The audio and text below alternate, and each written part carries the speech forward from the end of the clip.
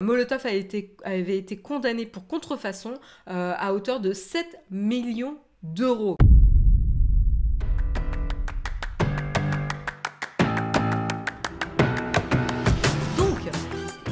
On commence avec Molotov, c'est un sujet dont je voulais vous parler particulièrement, tout simplement parce que ça fait longtemps qu'on n'a pas parlé de Molotov, quand même une plateforme qui voulait un peu révolutionner la manière dont on consommait la télévision, les programmes télévisés, donc je trouve ça toujours intéressant, ça a été lancé je crois de mémoire, je crois que c'était pas en 2016 ou 2018, j'ai un doute, je me souviens plus exactement en quelle année ça a été, oui si ça a été en 2016. Déjà, 2016, vous imaginez, presque 6 ans, quoi. C'est dingue quand même. J'ai l'impression que c'était hier finalement que ça sortait Molotov. Et donc qu'est-ce qui s'est passé pour eux? Et ben tout simplement, il y a notamment Capital dans son édition du 10 janvier 2022 qui a partagé qui a informé en tout cas une nouvelle décision de justice qui est venue lui mettre encore une fois des bâtons dans les roues et qui va pas faire ses affaires. Tout simplement ce qui s'est passé, c'est que la décision du tribunal judiciaire de Paris a sanctionné la société donc Molotov, à hauteur de 8,5 millions d'euros au profit du groupe TF1. Mais c'est pas seulement la seule sanction qui a été rendue, puisque le tribunal a ordonné la cessation de la diffusion des chaînes du groupe. Donc on parle évidemment de TF1, TMC, LCI, TFX, en raison justement de l'absence d'accord entre les deux parties. Donc ça, c'est une décision, que ce soit l'amende au bénéfice de TF1 ou la cessation de diffusion des chaînes du groupe de TF1, c'est une décision qui a été rendue le 7 janvier dernier. Donc relativement récemment, et autant vous dire que c'est pas une super bonne manière de commencer l'année pour Molotov.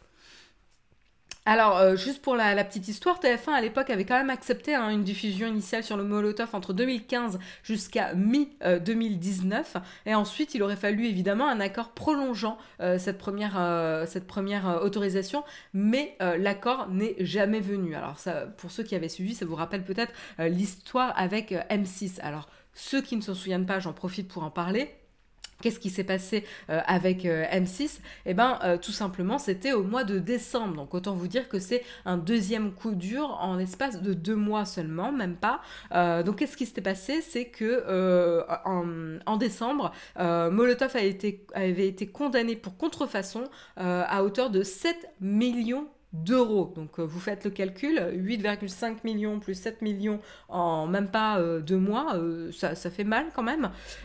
Et justement, donc on avait Le Parisien qui a rapporté dans son édition du 20 décembre 2021 que les chaînes du groupe M6, cette fois-ci, donc M6, W9, je sais pas comment prononcer, Sister, je connaissais même pas cette chaîne, Gulli évidemment, qui étaient donc des chaînes auparavant gratuites, tout comme TF1, disponible et auquel vous aviez accès gratuitement sur l'application Molotov, sont désormais devenues payantes grâce à un accord qui est survenu après le jugement du tribunal. Donc, qu'est-ce que ça veut dire ça? On voit qu'il y a eu un accord entre le groupe M6 et Molotov qui est survenu après le jugement du tribunal, comme quoi la porte n'est pas complètement fermée pour une autorisation, ou en tout cas un nouveau cadre pour la collaboration entre le groupe TF1 et Molotov. Maintenant, quelle forme ça va prendre? Et surtout, Molotov est quand même dans une situation précaire ici pour négocier, puisque ici on le voit dans le cas de M6, le groupe M6 a pu imposer tout simplement ses propres conditions à Molotov, et donc c'est comme ça qu'ils ont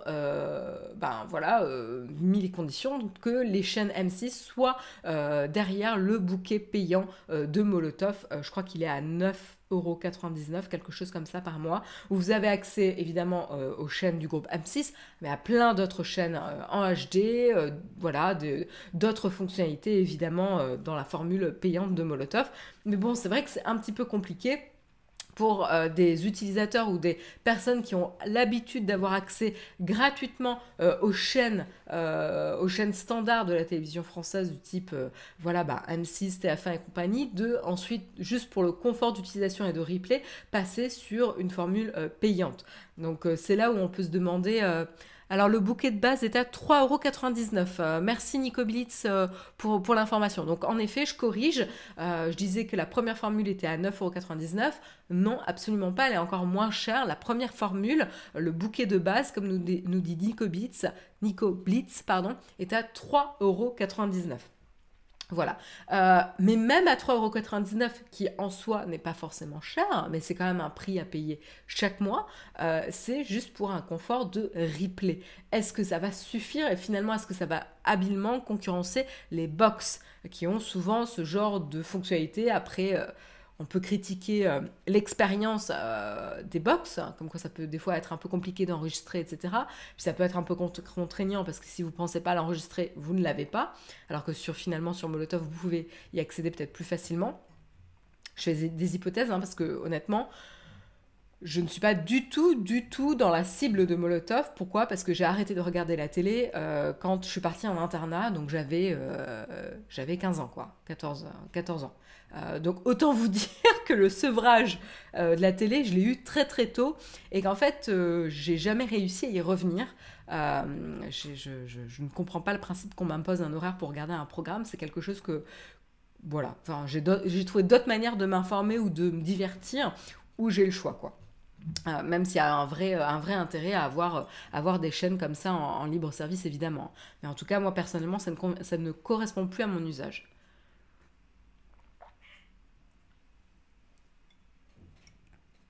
Sur News nous dit, le replay sur les box est en basse résolution, compressé et tout. Ah, ça donne un bon avantage justement à Molotov.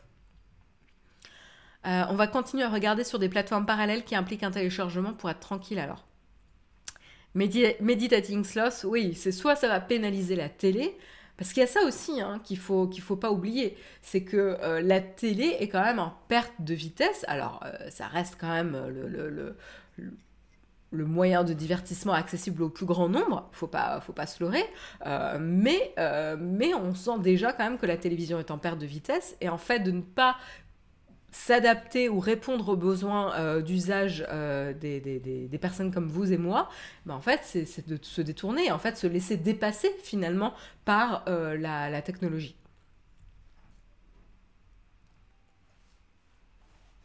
Si tu es un fournisseur Internet en France, tu as de grandes chances d'avoir accès via ton fournisseur d'accès Internet aux chaînes TV gratuites. Tout à fait. Et c'est là le problème de Molotov, hein, c'est que ça devient très très compliqué ici d'être concurrentiel.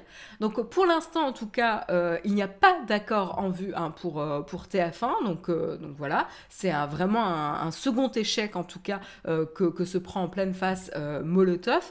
Maintenant, ils ont relativement réussi à rebondir en mettant les chaînes M6 voilà, qui ont été bloquées le mois dernier derrière le bouquet payant. Donc maintenant vous avez un message qui est pas non plus très on sent pas la bonne ambiance entre M6 et Molotov, c'est le moins qu'on puisse dire. Je vais vous montrer quand même le message qui est affiché. Oula, il y a eu une chute de chat épique. C'était... Voilà, je vais vous montrer quand même le message qui est affiché actuellement quand vous essayez d'accéder à une chaîne du groupe M6 qui est maintenant derrière le bouquet payant. Donc à la demande du groupe M6, les chaînes M6, W9, Sister et Gulli ne sont désormais plus disponibles en accès libre gratuit. Pour accéder à ces chaînes, vous pouvez vous abonner à l'une des offres de Molotov et bénéficier également de 74 chaînes en HD, de l'enregistrement dans le cloud et de plein d'autres services. Donc ça commence, comme le disait dans la chatroom, comme on le disait dans la chatroom, à 3,99 € sans engagement. Donc voilà le message actuellement qui est affiché. On sent que c'est un message un petit peu amer, voilà, puisque c'est à la demande du groupe M6. Et en même temps, c'était encore une fois Molotov qui était dans une situation très très délicate parce que ils auraient pu et ils se sont pris un petit peu le backlash de leurs utilisateurs, le retour un petit peu vexé et en colère de leurs utilisateurs, et je peux comprendre sur le fait qu'ils n'avaient plus accès au groupe de chaîne M6. Donc voilà. Après, encore une fois, hein, là je parle en effet de l'impact important que ça va avoir sur le business et le développement futur de Molotov. Je ne suis pas en train de dire qu'ils avaient raison C'est deux choses différentes. Là, le constat que je fais, c'est que Molotov est dans une situation particulièrement précaire. Mais le problème, c'est que dès le départ, le problème de Molotov, c'est que leur business repose sur la richesse de leur catalogue. Et leur catalogue ne repose uniquement sur le bon vouloir de leurs partenaires. Donc c'est ça en fait qui est très très compliqué. Au début, les partenaires n'avaient pas forcément, enfin n'avaient rien à perdre, puisque de toute façon, ça donnait plus de visibilité à leur chaîne, pardon. Et une fois que Molotov avait acquis suffisamment d'utilisateurs pour être vraiment intéressant d'un point de vue business, et ben là, TF1, M6, qui sont des acteurs majeurs, peuvent faire pression sur Molotov et les forcer du coup à renégocier les deals en leur faveur. Parce que du coup, sans les chaînes phares, Molotov se retrouve vraiment coincé. Et donc, c'est ce qui se passe ici, en fait. Et donc, je ne sais pas, après, je ne suis pas une experte non plus du business model de Molotov. Hein. Je vais pas me prétendre à ça, mais ça me paraissait un danger assez évident. Donc je ne sais pas comment Molotov pensait anticiper cette évolution-là, mais en tout cas aujourd'hui, la solution, c'est pas forcément en sa faveur. Oui, il y a un surcoût chez les opérateurs pour avoir la TV. Oui, oui, tout à fait. Je crois d'ailleurs que moi j'avais refusé d'avoir la. Oui, j'ai pas la box télé. J'ai refusé la box télé, j'ai que la box internet.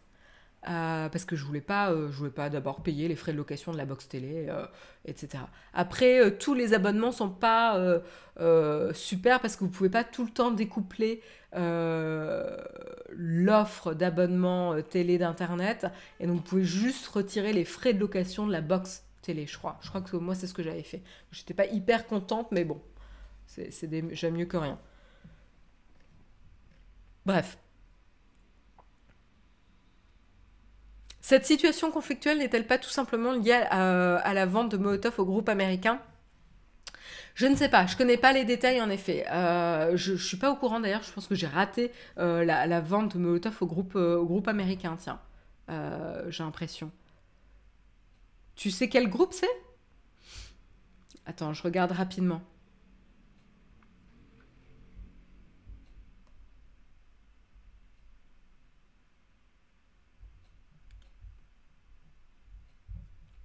Je regarde hein, si je trouve l'information avant que vous me la donnez dans.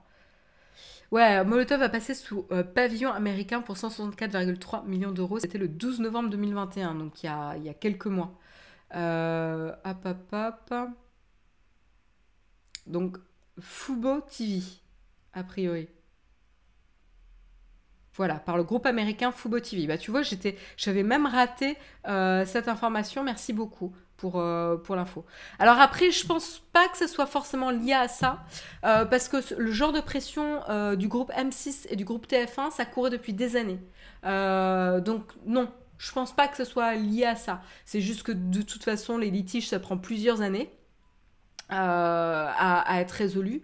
Et donc, je pense que c'est pour ça que c'est arrivé au moment où il y avait cette annonce. Après, je pense qu'au niveau du rachat, le groupe américain avait quand même fait son investigation sur les risques et le business model de Molotov avant de le racheter. Hein. Mais non, non, je pense pas que ça soit lié. Enfin, en tout cas, c'est mon intuition parce que voilà, ce genre de pression et de litige courait avant l'annonce du rachat. Donc en effet, tu as tout à fait raison. Donc Molotov, c'était là j'ai l'info qui date du 10 novembre 2021, donc il y a 2-3 mois. Molotov racheté par Fubo TV pour 164 millions environ. Hein. J'arrondis 164,3 millions d'euros. Voilà. Avec le PDG qui conserve son poste et qui devient Chief Strategy Officer. Voilà, voilà. Molotov était français et ça fonctionne et on a tout pété. Bah, c'est que. Alors, Electribe, c'est une problématique de business. Ça a fonctionné pour toi, peut-être en tant qu'utilisateur. En termes de business model, ça fonctionnait peut-être pas forcément super bien. Il y a peut-être ça aussi. Encore une fois, ils étaient très, très, très dépendants des partenariats avec les chaînes qu'ils avaient. Je ne comprends pas pourquoi les chaînes ont voulu torpiller Molotov plutôt que de travailler avec eux. En fait, on connaît pas la difficulté de notre position ici, c'est qu'on ne connaît pas le détail des négociations. On ne sait pas qu'est-ce que demandait le groupe M6 et qu'est-ce que demandait le groupe TF1. Tout ce qu'on peut dire, c'est quand même que c'est dommage. Clairement. Et je pense que nous et vous, en tant qu'utilisateurs, parce que moi je ne suis pas utilisatrice, mais pour ceux qui l'utilisent là et qui expriment peut-être un petit peu leur frustration et regret, et je comprends, hein, à raison, hein, parce qu'en fait finalement les premiers pénalisés c'est aussi vous, hein, c'est que du coup il y a un sentiment un petit peu de gâchis, quoi. C'est-à-dire qu'on a lancé en fanfare ce nouveau service qui permettait d'avoir une offre cohérente avec la télévision française, plus facilement consommable et accessible pour les utilisateurs d'une manière plus moderne, et qui finalement un peu tombe à l'eau parce qu'en fait les intérêts des uns, etc., se court-circuitent. Donc voilà, c'est un petit peu compliqué. Voilà en tout cas pour Molotov. On verra ce qui arrive. C'est sûr que je pense que dans les mois prochains, ça va bouger un petit peu, hein, ne serait-ce que à cause des décisions de justice qui ont été rendues. On l'a vu déjà avec le groupe M6, donc on va voir qu'est-ce qui va se passer pour le groupe TF1. Évidemment, on vous tiendra au courant, mais également à cause de ce rachat qui va potentiellement marquer un tournant dans la vie de Molotov.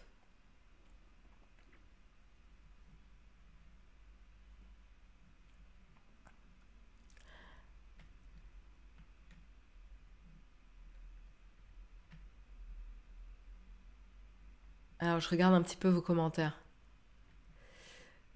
Je travaille chez Bouygues et je sais que Molotov se met en concurrence avec Salto. Oui, oui. Et même si c'est pas exactement différent, mais c'est vrai que Salto, c'est... Non, mais je trouve intéressant comme commentaire, c'est pour ça que je veux passer un petit peu de temps dessus. En fait, Salto, ça donne quand même une impression de plus de modernité, finalement, que Molotov. Mais c'est pas exactement la même offre, hein. Salto, l'offre de Salto, c'est plus vraiment de la vidéo on demand, quoi. C'est-à-dire au moment où vous le voulez. Un peu le Netflix français. Et d'ailleurs, il s'est positionné dès le début comme ça. Alors que Molotov avait un positionnement un petit peu old school. Qui, je vous dis, moi, faisait pas forcément écho à mon usage. Et c'est peut-être un petit peu péjoratif de dire un positionnement old school, mais il essayait de moderniser la télévision. Mais est-ce qu'en fait, finalement, il n'était pas un peu trop sur le modèle classique de la télévision en vous permettant de rembobiner au début le programme qui était déjà commencé quand vous l'aviez trouvé, et tout simplement juste en vous donnant la possibilité de commencer le programme quand vous le trouvez, quand ça vous plaît, quoi.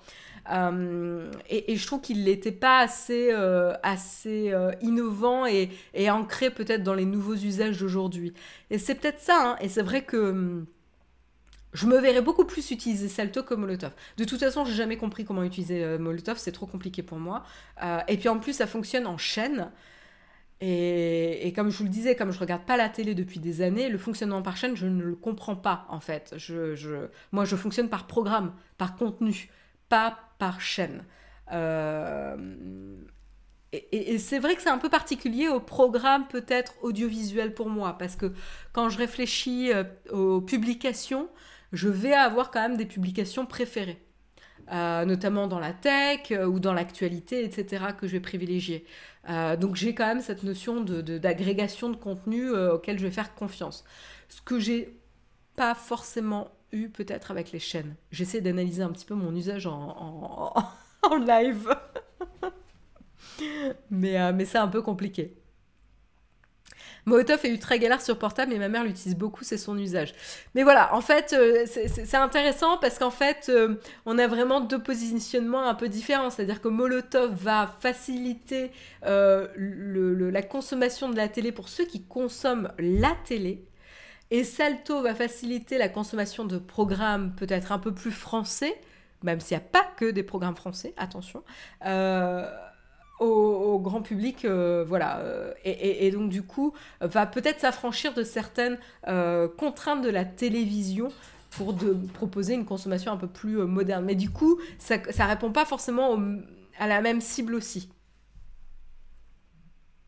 Et peut-être que la cible Molotov cible plutôt des personnes qui ont plus longtemps évolué avec l'usage télévisuel classique Tandis que Salto essaye peut-être de séduire peut-être une nouvelle génération.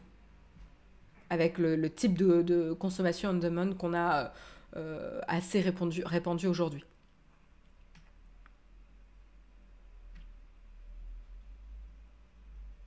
En tout cas, je vois que vous êtes passionné dans la chatroom sur le sujet.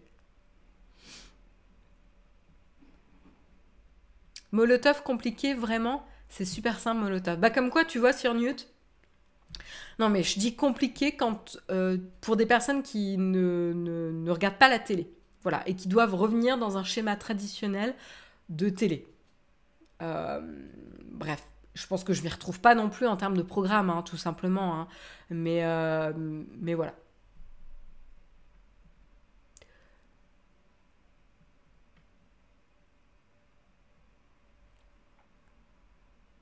Salto est pensé pour la V2, exactement, nous dit Moumou51. Si on peut regarder du direct, c'est pas pratique, on peut pas zapper facilement, ouais. Donc voilà, en tout cas, tu n'es pas non plus la clientèle ciblée. Tout à fait, Lors Gibus, c'est ce que je disais, hein. C'est que je ne suis pas la clientèle ciblée et c'est complètement ok.